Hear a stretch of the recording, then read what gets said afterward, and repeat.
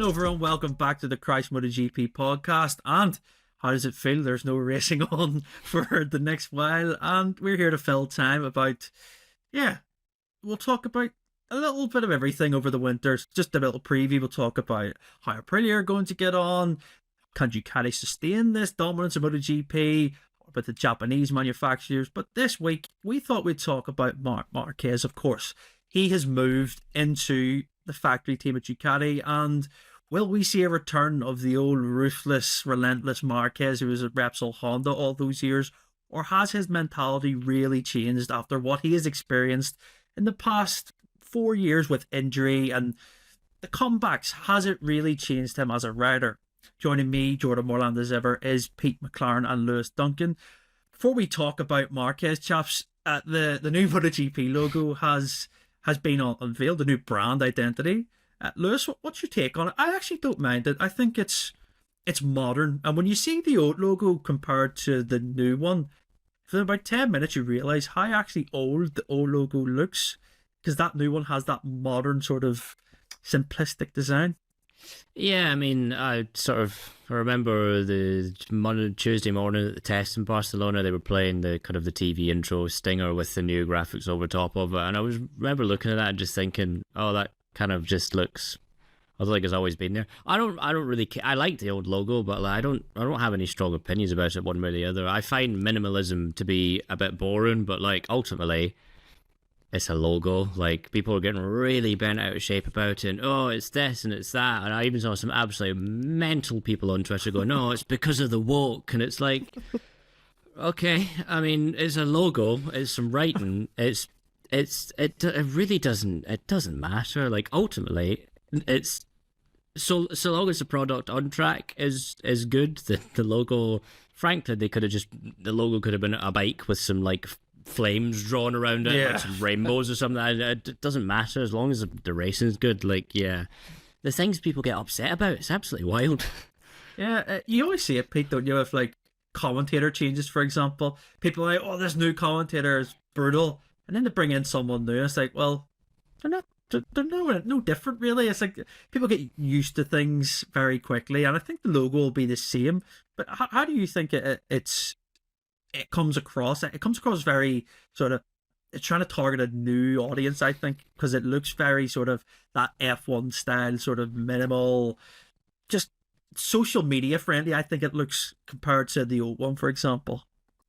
Right, yeah. I mean, you would know more about this than me, Jordan. On the social media side, yeah, definitely. I can see what you say about it being a fresher, sort of more modern look, I think, as you boys have been saying. That's how it comes across to me. But like Lewis says, I mean, for me, it's not a deal breaker either way, to be honest, as far as a logo. I know people are also say it's not just a logo, it's got all these other sort of, it means much more than that. I don't know. For me, it is just a logo. And it's a very nice logo, and yeah, I've got no problem with it. I mean, it's growing on me. I think, like you guys said, the more you see it, you sort of, at first it's that thing of nobody likes change, and then really after even just a few hours, it sort of just fits in. And I think that's the main thing, is that it doesn't jar with you when you see it, doesn't it? And that when you see it, you think of whatever it represents, which is MotoGP. Simple as that for me. And I think it'll do that. So yeah, I mean, no big strong feelings either way for me, to be honest about it. But yeah, I can understand that it is certainly, it is quite different to the previous one, which is another thing, isn't it? Sometimes you get these rebrands and you're like, spot the difference, there's like a slight radius change somewhere or something. Well, they definitely have really changed it, haven't they? I'll give them that. So yeah, I mean, yeah, for me, no problem with it. Yeah, it's like 2007 was the last time they actually changed, but the previous one, that's what, 17 years ago? I mean, lots changed in the world from then. It's like, well, I don't see any issue with it. It will change again. This logo will change again down the future, and then in 20, 30 years' time, I don't know if we'll be on this podcast still talking about it, but people will still have the same argument, and it's like, well, get used to it.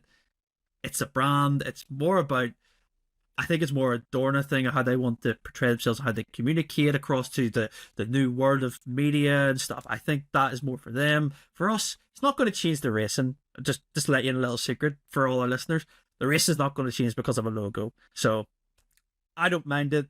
I want to see it when it has the full graphic TV package look. and I'll be used to it by round 2. I won't care at all. It'll be the same old, and I'll just go back to watching motorbikes, which is the main thing.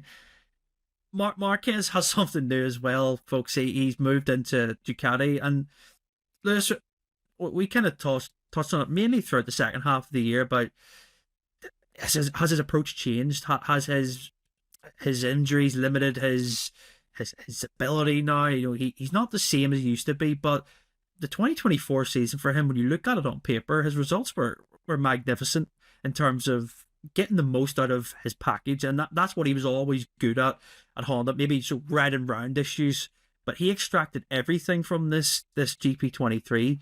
How does his mentality change moving into a factory team again? Because he's only really a year removed from being the main guy at Honda and then having the freedom of being a satellite rider. Does he go back into Repsol Honda Marquez mode, or does he play it differently? Yeah, it's an interesting one. I mean, I think clearly from the get-go, when it, I suspect even from the moment he jumped on that bike last November, the goal was clearly back to a factory team, get to that factory Ducati. And I think when we saw the way he handled, his future earlier in the year, there was a very clear kind of goal in his mind, a very clear vision of what he wanted to happen. I think the Marquez that'll end up, we'll see next year is it won't be like the factory Honda version, because factory Honda and factory Ducati are just two quite different propositions anyway. But we will see a much more kind of serious side to Marquez, because regardless of what he says about, when he's taking it step by step, championship, the aim and the expectation will be to fight for the championship. If he could do what he did on the GP23, that really was long in the tooth by the time the checkered flag fell in Barcelona, on the brand new factory bike that looks like it's taken another quite big step forward. If you listen to what Pecco Bagnaia has said, and you listen to Marc's feedback as well, yeah, I think there will be a more serious Marc there, but one as well that will be a bit more considered in the way he approaches racing, because he's spoken about it before that when he was pre-injury, when he was winning races, he kind of took it for granted.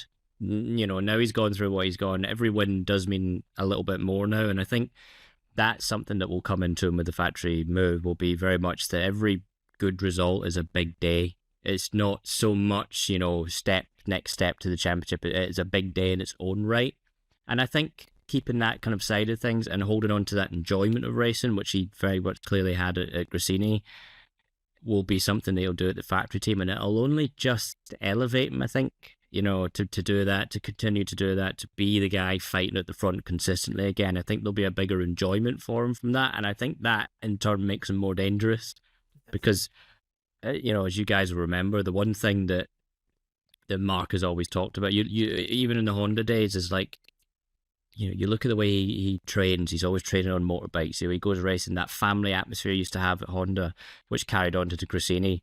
He loves racing. This isn't a job for him. This is the lifestyle. So you kind of combine all that with this new perception that he has as a much more mature person, given his life experience. I think, yeah, he will be more serious, but not as serious as the Honda days, but he'll be more deadly, I think.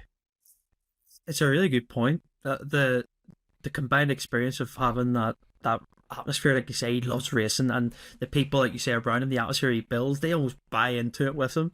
And I think he will be able to do it at Ducati, but it's looking at the other side of the garage too, isn't it, Pete? Because you then have Bagnaia, who that's his team. The Ducati has been his team for the past few years, and it was kind of similar. It's a bit different to compare, but he went to Repsol Honda as a rookie at Danny Pedrosa's side, where Casey Stoner was probably the guy because he was beating Pedrosa, and it's a bit different now because he's older. You see his emotions a lot more now. I think he's able to tell you how he really is. Like Marquez of old had the same look. He wouldn't give anything away. If there was something wrong, not really telling the media about it, is he? He's just going to try and deflect it. How do you think that approach works when he goes inside Bagnaia's team? We only seen it for a day in testing, but he's going to have to maybe play the game a bit longer and then know when it's his moment to lay his authority down, isn't he? it's interesting when you look back like that, isn't it? And you remember how long Marc has been in MotoGP, isn't it? Coming over a decade now. And I think almost a bit like we're speaking about the logos, things change. Riders change as well. Marc is now 31. He's in that. He's a veteran. He's changed from the super explosive, fast rider of the early years, just as Valentino Rossi went through that evolution.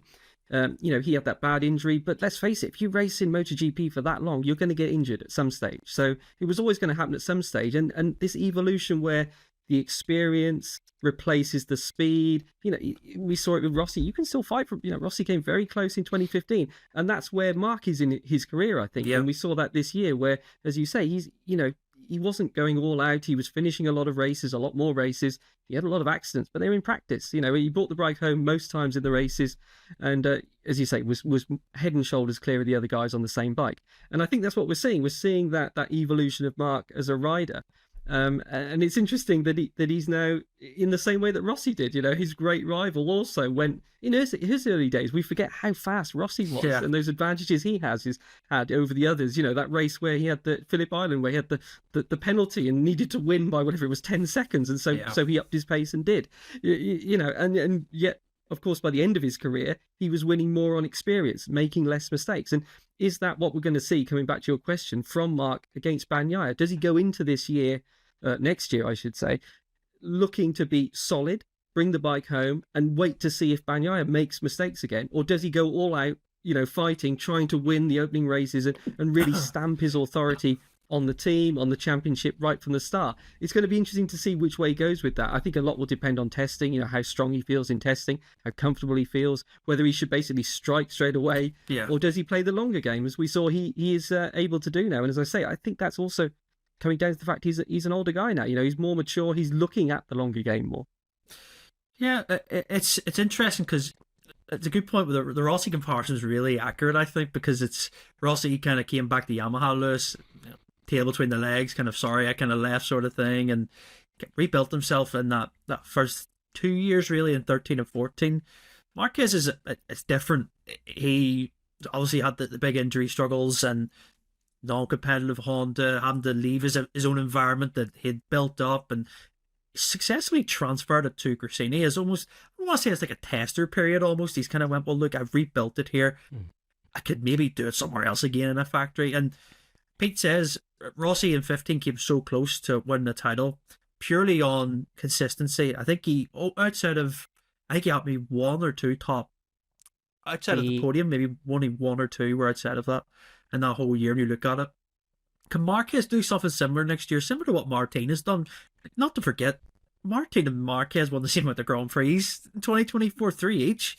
Obviously, Marquez is going to be stronger. He needs to be quicker in sprints. He needs to win more sprints. He'll need to win more Grand Prix because Bagnaia will be so strong. But is that a realistic way to look at it? He can take next year? Yeah, I think so. I mean, if you look back to kind of after 2015 with Marc, that season, he'd come off of 2 years winning the championship. 2014 was really dominant. And in the first kind of half of 2015, he kept crashing, and he didn't really quite understand that his riding style didn't really work with the kind of the engine braking characteristics of that Honda. And so he learned a valuable lesson there, was that, on the days that I have to finish second, I will just finish second. That's that. And I think there was a really good example of that the following year at Assen. That was his best one, yeah. When in that wet race, he's leading the race. Jack Miller's come along. He's like, well, all of my rivals are crashing out here. I don't need to fight a satellite Honda, guy that's not really ever going to be a threat to me. And you saw the way that Marc ended up dominating that championship. That's a lesson he's already had, almost 10 years of experience of now. So looking at what Martin did, he will definitely take that and go, okay, Pecco might be the out-and-out fastest rider on a Ducati right now, but he doesn't have the consistency. And is Pecco going to have 8 DNFs next year? I would hope not. You'd like to think he'll learn that lesson, and I think Pecco's learning the same lesson that Marc did, 10 years ago. Yep. But Marc knows that that's a pressure point to use against Pecco and to formulate his own races, that you just kind of need to be sensible. And when there's less Ducatis on the grid next year, there's less factory Ducatis on the grid next year, he knows that a bad day is the podium.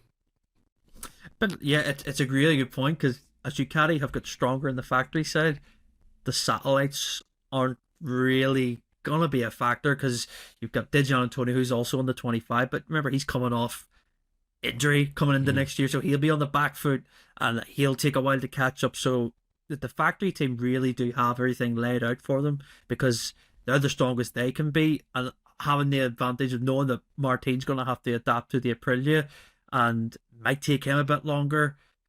It's really putting it on these two to not have a fight at the front, but it's like it mostly is expected that they will be the ones leading the way. And yeah, as Lewis says, a good point about Marquez in 2016. If you want to watch a good documentary, go on Red Bull TV. I think it's still on there. It's one from, I think Dorna produced it. It's called From Severo to Tokyo, and it's all about that 2016 season. And as Lewis says, when Marquez crossed the line at Assen in 2016, as Jack Miller had won it, I mean, he was celebrating just as much as Miller because he knew that got the points. Rossi had crashed out, and it was a championship sort of defining day. Kept running around, pointing at his head like, well, look what I've done sort of thing. I've thought about it. I've not made the mistakes. And yeah, he can look at that, I think, as not as a reference, but a thing that he needs to probably do because, as Pete says, he's a veteran of MotoGP now. He's only got so many years left, and his physical conditions obviously changed so much, and he's going to have to use his head a lot more, and I think he will do that. But if you look at the other side of the garage, Pete, Pecco Bagnaia has his toughest ever, I'll easily say his toughest ever challenge. That could really bring the best out of him, couldn't it? I think it's a career-defining season almost, isn't it, for Bagnaia and maybe even for Martin? You know, let's see what he can do on the Aprilia, because both of those guys, we know how good they are, but at the same time, they've been on the best bike, haven't they? We've all said that. What could they do on another bike, or what could they do, in Bagnaia's case, with Marc Marquez alongside him? And we're going to find out next year. So for both of them, I think it's a massive year for their careers. It will, almost regardless of, I think probably one of the Factory Ducatis will end up winning the World Championship, but in a way, almost it's who comes out on top in that battle, even if it wasn't for the championship, if that makes sense, isn't it? It will always be on their careers. If Bagnaia beats Marquez as his teammate, even if they don't, neither of them win the World Championship, that would still be a massive thing, because everyone's waiting to see, you know, what will it be like to see Bagnaia go up against Marc, and has Marc still got it and everything else. So I think for both of them, but Martin as well, as I say, because imagine what if he comes out on the Aprilia and does something special, you know, coming back to the Rossi thing and changing bikes as a world champion, and you know, it's going to be a tall order, obviously, but to win some races, that in itself, you know, we haven't seen Martin with a whole factory focused on him before. Now it will be, won't it? So yeah, for both of them, it's a massive year. I mean, 2 years, they've both got 2-year deals, so you know, we've got 2 years of this to look forward to. That's the great thing, isn't it? Before everything changes with new bikes in 27. But yeah, I think for Bagnaia, it's I think everybody, I think even other riders have said, I know Marini has said as well, that a lot of riders feel that Bagnaia doesn't get the credit he deserves for what he's done. And you've listed his achievements before, Jordan. You know, his wins and where he is on the all-time table already at such a young age. And but I think next year could be the year when that happens, because just as we saw when he went sort of bar to bar with Marc at Jerez, and I think Bagnaia went up in a lot of people's estimation in terms of his ability to fight in that race. I think next year, it's his chance to really show what he can do and get the credit he deserves. Yeah, and that was going to my next question. Nice segue, Pete. I was going to ask about how much do you think, Lewis, that the early sort of clashes in 24 with Marquez and Bagnaia will kind of not lay the foundations for their kind of relationship, but they got really close last year on track. Well, it was always going to happen, I think. But how do you think that the factory team will look at the relationship, in the sense that if they start colliding on the same coloured bike, it's going to be hard to manage, isn't it? Yeah, they had kind of a glimpse of that in Portugal this year, you know, and they handled the situation well, to be fair to Ducati. And if you look at the way kind of the season went on, and especially look at that test, you look at, you know, the conversations Marc was having with the GG, with Davide, you know, there's the Ducati management know the kind of prospect they've got on their hands, and I think they think they can manage the situation. We'll see. You know, the real problem they have kind of isn't really Marc or Pecco. It's if the two of them kind of have coming together, it's who's in Pecco's camp is going to be the issue there. So, you know, it's almost as if Ducati's going to be sort of fighting two PR fronts, really, and one's going to be a lot harder to kind of keep under control. It is it's a possibility, and it's the possibility we all think will probably happen at some point. But also, you look at kind of Pecco's a great Ducati rider, and he was great this year. But like all the times he made those mistakes, you're kind of looking at going up against a rider like Marc with the consistency, as you pointed out, Jordan. I think, you know, without the rig crashes he had in some of those races, his worst finish was P4 every time, which is insane on a year-old bike. You know, I think people like, you know, that ignore what the Ducati riders have said this year. Oh, the bikes aren't very different. Total nonsense. The step was huge. That's clear. So you're going up against a guy who already has that kind of bulletproof consistency and is clearly very suited to this bike, and now he's on the latest version. It might be a situation where they don't have to worry about it so much, because there will be a clear step. There'll be times when Pecco will be able to kind of overtake Marquez and kind of be the point man during race weekends, but I think more often than not, you're going to be looking at Marc as being the point guy. Yeah. It reminds me so much, Pete, of the Rossi Lorenzo sort of, like, I kind of think that relationship, not in the sense it will be like the way they were, but I think it's maybe the first time we've seen it in a long time, MotoGP, where the kind of two best, like most statistically wise, you look at it, you're thinking they're going up against each other here, and that's a really lovely prospect, isn't it, for everyone watching, isn't it, to have those two in the same garage. Exactly, yeah. It's, you know, everyone's sort of been debating it, sort of down the pub and things like that, of what could Marc do on the best bike and the best team. You know, we got a taster this year moving to the Ducati, but now he's really going to be on the latest equipment. And you know, you can argue from either side. And as you say, the battles we saw earlier in the year kind of reflect that. You know, we saw, I think most people would say that Bagnaia probably made a mistake in that clash with Marc at Portimao. You know, that it was more his side to avoid a clash there. But on the other hand, he got the upper hand against Marc at Jerez. So, you know, it's kind of equal there. I think the other thing I would say is that kind of popped into my head at the closing rounds of this year, where all of the pressure was on the title rivals, Martin and Bagnaia, and they were talking about the difficulty in dealing with the pressure. Kind of made you realise just how well Marc dealt with the title pressure in all his years, didn't he? You know, fight against Dovi at Valencia and going for the win, and he really didn't seem that affected by having the title hanging over him, did he? In a lot of his championships, he was always said the best way to win the championship is to win the race, kind of thing, and he would go out and do it. Now, it's been a lot of years since he's fought for a title, so again, that's another question. Will he change that mentality? But I think, you know, if it does come down to the last rounds again next year, and Marc is in that fight, certainly so far in his career, he's been pretty bulletproof in that regard. Yeah, it's a really good point. Even as a rookie, you know, I know what he had to do in 2013. It wasn't really, it was expected he could just win it in Valencia, but, you know, he took the simple sort of approach. He didn't let Lorenzo trying to get in his head, and he just kind of went, you don't really matter in this point. It's all about what I'm sort of doing. And he got the points that he needed. Pete says that Valencia 2017, he didn't need to do what he done. And he always had that incredible save at turn one where he didn't even need to try and push for the win. But that's the kind of mentality that he has. And this is the biggest thing maybe for this podcast that I want to try and talk about. It's like, is he going to be the same again in this situation if he comes around?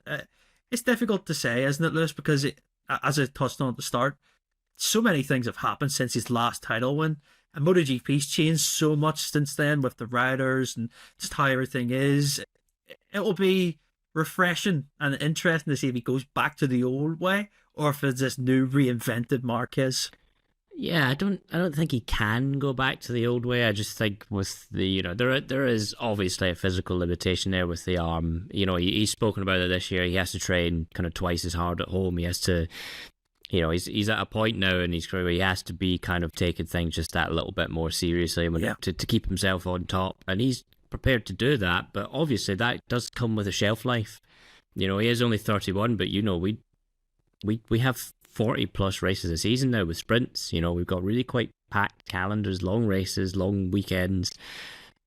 You know, the kind of the longevity of riders now is a lot shorter, and I don't think Marc, you know, I don't necessarily think if Mark wins another world championship, that'll be it for him. But I think, I think he will take the next couple of years of being super competitive with the kind of the push that he's given, at home, and then evaluate things afterwards. So because of that, I don't think he's just going to go reverting to type. I think I don't think he can. I think he has to approach it in a different way, and approach it in a way that if, I am competitive, this is great, this is enjoyable, let's keep building on that. I know I can fight for this championship, but let's enjoy every step of the way, which where maybe beforehand it was a case of, let's get to the point, let's get to the championship point, because, it's, like you said, he took things for granted. So yeah, I think there is that element as well. Like, he is giving a lot of effort behind the scenes that we probably don't realize, and you can't do that for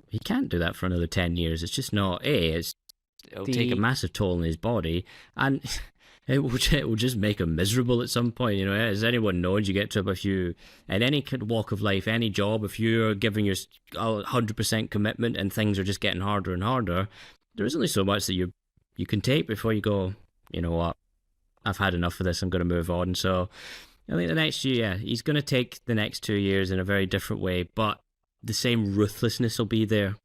He will be as ruthless as Marc Marquez is when he's in a position to win a championship, but he would do so in a way that is he's going to enjoy every moment of that. Yeah, I think it's a really good point, Lewis, that enjoyment side, because referencing the interview he did, I think it was with TNT, with Gavin Emmett, and he says that, he kind of realised after his injury, maybe in the recovery, that winning wasn't normal for every other person, and he kind of, as you said, he took it for granted. He was always thinking about the next one, the next championship, and you're like, well, if you're going to enjoy things, and I think that's, it sounds really bad saying it, but not that he needed to go through this experience to understand, but he seems like a more rounded person now, Pete. Like, he understands that, wow, I won all those races, that I should have been really enjoying every single one of those. But that's just the different mentality that some of these greats have. They always just think about the next thing, and it's like a good end of the story, I think, if he goes on to win world titles with Ducati here, and he gets the 10 world titles. If he hadn't got the 10 world titles with Honda, would he have really appreciated it that much? This is the thing. He's been given the extra chance in his career now, and he knows, like Lewis said, with the training, he has to work double as hard. He has to make sure that he's at that level just to be anywhere near the others again. It'll be a really nice story if it comes out of all this contract with Ducati that he ends up getting a few world titles, or even one more. It would just be a nice way for it to finish, wouldn't it? Yeah, I mean, it would be the Hollywood ending, wouldn't it, to his career? Presuming, that he doesn't want another challenge after that. I mean, let's see, because as you guys say, the enjoyment is ties in with the motivation, which is such a huge part of doing this, because it looks. It's not just the bit you see on TV riding around the track, is it? It's a whole lifestyle, the training, the traveling, everything that goes with it, the sponsorship commitments. There'll be a lot more of those next year, won't there, at Ducati, and those kind of things. And he knows what he's letting himself in for, but he's enjoying being a MotoGP rider, being a competitive MotoGP rider again. And I think circumstances are also playing into his favour with only 3 factory bikes, if you like, next year, aren't there? A lot of young guys moving away from Ducati, so there's not going to be as much internal competition in that sense. But I think he's also lucky to have a teammate like Bagnaia, who, as we saw in his title fight with Martin, didn't get involved in any kind of, sort of dirty tricks or any kind of games, whether it's on the track or off the track. And I think we can sort of move that over to the situation with Marc and say, well, he's probably going to be the same with Marc, isn't he, as a teammate? And that's good for Marc, because as you've said, previously he'd been with his guys at Repsol Honda. Now he's going into a completely new environment, isn't he? With only one mechanic coming with him, and that's it. So he's got to. It's really important for him to settle in at Ducati, isn't it? Get the whole team on side, not create any big waves, no big controversy, during testing or in any of the early races, and then go from there. And I think also the circumstances and Bagnaia will help him in that. As you say, we've got to see if any other external situations emerge, shall we say. But I think if you just look at Marc, at Pecco, I think, we can say from the way Pecco behaved against Martin at the end of the year, he's going to be fine with Marc as a teammate, I think. Yeah, I think he will be. And you're not referring to any external sort of circumstances being Valentino Rossi in the Ducati box, are you, Pete? That would never happen, would it? I'm sure Valentino will walk in and greet them both. Yeah, yeah. Now that might destabilise Marc, might it? Yeah. Yeah. Well, who knows what happens? Because Valentino Rossi said this year, Lewis, that he's open to being in the MotoGP paddock more next year. That's a coincidence, isn't it? Yeah, well, he's obviously looking to scale back his racing program. He's not going to be doing both WEC and the GT World Challenge. He's not quite sure what he's doing next year, but yeah, I mean, it's not a coincidence that he's looking to scale back his career. He scale back his car driving career with the enemy at the gates, really. And I'm sure people, oh well, he's got a second kid on the way. If being at a racetrack was such a problem, then we'll just keep an eye on how many races he turns up to next year in the MotoGP paddock, especially, as the season gets on and gets towards crunch points. Yeah. I can't wait. Honestly, I think it's for fans, us as the media, goldmine. So it is if anything happens, and I just want it to be next year a season that just delivers. I think we had it so good this year. I think people, looking back, could have been more overtakes, but both the level that was set by both the top two and Marc, of course, yeah, the level's incredible. I think when you look at everyone else, the gap is so hard for everyone else to catch up, and it's a testament to how good these top level riders actually are. And I can't wait to see how Ducati have to deal with, Marquez and that setup with Bagnaia. I think it's going to be fascinating. But yeah, that's all for this week's podcast. I hope you enjoyed it. We'll cover Aprilia next week in depth as well. Talk about Jorge Martin's challenge and how he's going to take on his former manufacturer and essentially rivals now, which will be fun to discuss. If you enjoyed, make sure to like and subscribe. If you're watching on YouTube, leave a comment how you think next year will go with Marc and the Ducati setup. If you're listening on Apple or Spotify, wherever you get your podcast, hit the follow or subscribe button. You'll never miss another episode. Until next time, we'll see you then.